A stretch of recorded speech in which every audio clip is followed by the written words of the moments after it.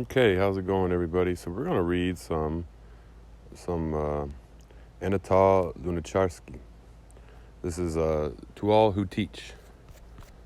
So Anatoly Lunacharsky was the Bolshevik that became head of education. This is in 1918 when this came out.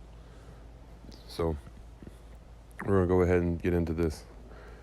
Comrades, for many decades past, the best of the intelligentsia was serving the people and was proud of its service.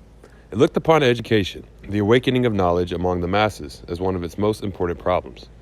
The best representatives of the intelligentsia, moreover, did not consider themselves chosen wizards, bearers of a higher culture, called upon to preach to the, quote, barbarians, some ready-made gospel.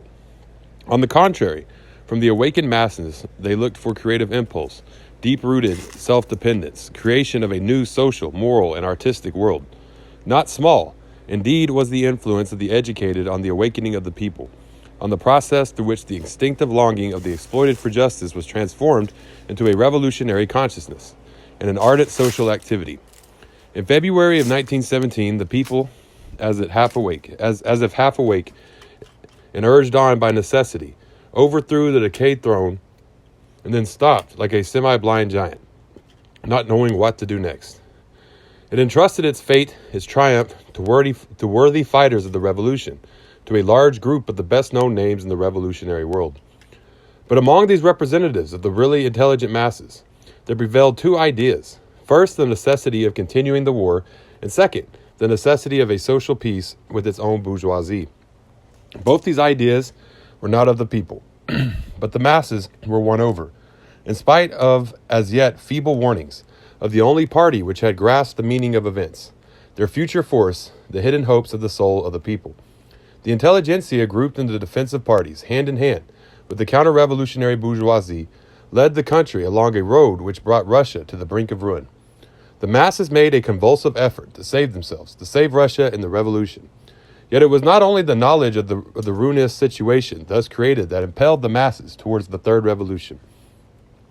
The uprising of the 25th of October, which led to the fall of the coalition government, but also the intense desire for social justice as expressed in the wish for basic social reforms. The immediate introduction of certain beginnings of the graduated socialist program.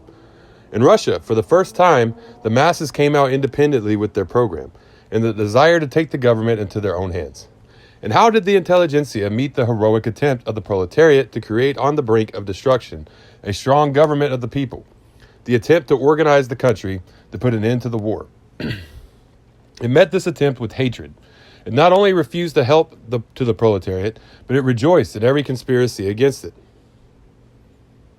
It was embittered each time with the young hero crushed with his triumphant heel on the serpent's head. With venomous malevolence, it proclaimed the weakness of the military staff of the downtrodden class and its want of officers in so many spheres. With impatience, it awaits misery. Together with Milukov, it is ready to prefer defeat to the continuance of the revolution. And with Bushinsky, it impatiently yearns for the gaunt hand of hunger, which already grasps the throat of the people. At one time, loving mankind, revolutionary socialists, it now calls for autocracy. Look, it exclaims, the great revolution, half of Russia has been delivered by the wicked Bolsheviki into the hands of the Soviets. The Bolsheviki are traitors, provocators, and demagogues, end quote. And the Bolsheviki are alone with the proletariat. The heavy burden, this is back out of the quote.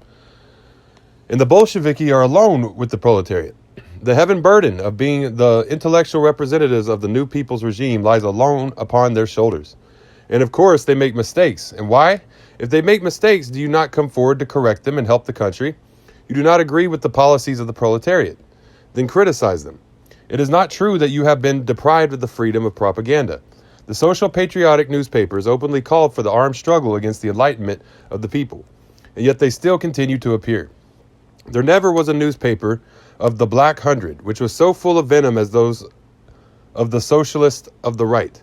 Only men who lack all sincerity proclaim that moderate and helpful criticism is, under present conditions, impossible. But let it pass. If in the sphere of politics the intelligentsia can only obstruct and secure harshly, and give nothing more to the proletariat and its government. What is the meaning, however, of the boycott of the country's food supply and financial mechanism? only to overthrow the Bolsheviks?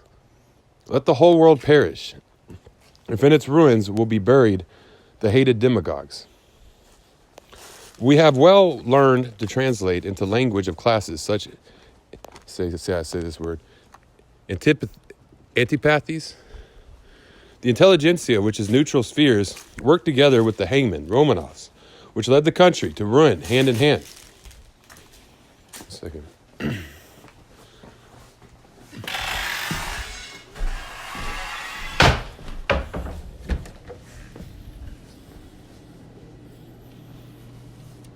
Which led the country to ruin hand in hand with the capitalists through a protracted war, and bourgeois speculations proved powerless to work together with the proletariat. It is possible that you could give your labor, thought, and life for the people only so long as you acted as its guardians and could find nothing but rancorous sophisms for the proletariat. When in a fateful and dangerous hour, it was forced to the first revolt in Russia and the approach to power. Is there a gulf which cannot be bridged between the petty bourgeois and the masses?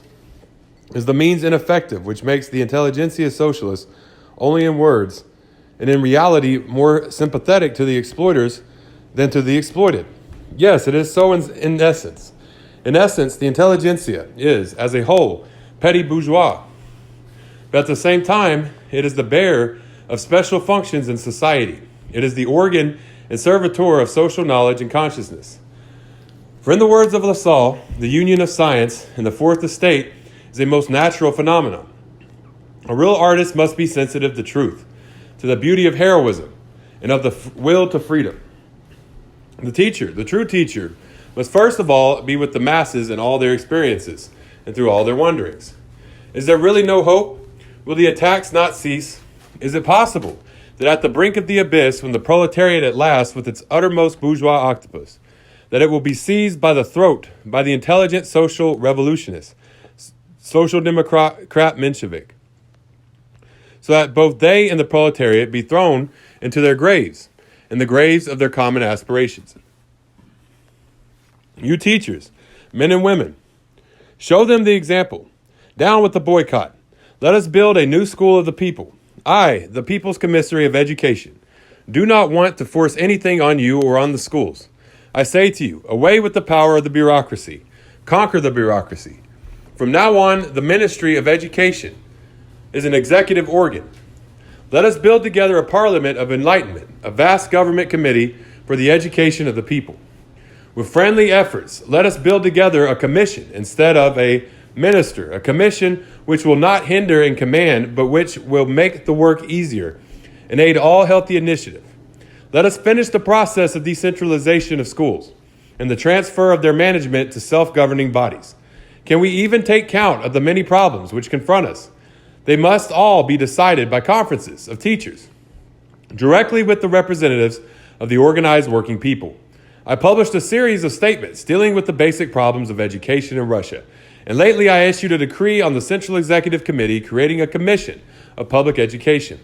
It is possible and very probable that these do not meet with everybody's approval. But the statements contain my own personal views, which I intend to apply not as a leader, but as a collaborator. The decree has merely a preliminary character, for some sort of an apparatus had to be created to commence the work. I pictured to myself a perspective of the following sort. The Government Committee of Public Education will meet in an extraordinary session to work out the broad democratic basis for the call of an educational convention of teachers and direct representatives of the organized working masses. At this convention, in a friendly and open discussion, we will elaborate the underlying principles of a new people's school in Russia, and will submit these for confirmation to the Constitutional Convention. We will create in the sphere of education an atmosphere of true cooperation. Here, class differences do not frighten us. A sincere and true teacher yearns for that perfect school which would transform the greatest number of citizens into completely developed men. The proletariat yearns for the same. If engineers and workers were to take up the creation of productive machines, apart from any calculations of an entrepreneur character, and guided only by the objective sign of the greatest productivity, they could no doubt cooperate without the least friction. Likewise, with the schools, the people has gained its freedom. It wants more light for itself and its children. I have been called by the Congress of Soviets, which represented 15 million of the foremost citizens, to be the people's commissary of education. I undertake this task without any pretense or pomp, but with a clear sense of responsibility and with a readiness at the first signal from the people to give up my post and join the ranks again. And I address myself to you, you men and women, teachers of Russia, to put aside the unworthy boycott while waiting for the day when the Constitutional Convention will establish a definite order in the matter of public education, to begin our work now. I appeal to you for the fulfillment of the following program: the immediate preparation for an educational Congress on the most democratic lines, the realization of such Congress at the very earliest opportunity, the friendly cooperation of the proletariat and the best part of the intelligentsia, in the creation of a united and free public school in the broadest sense of these words.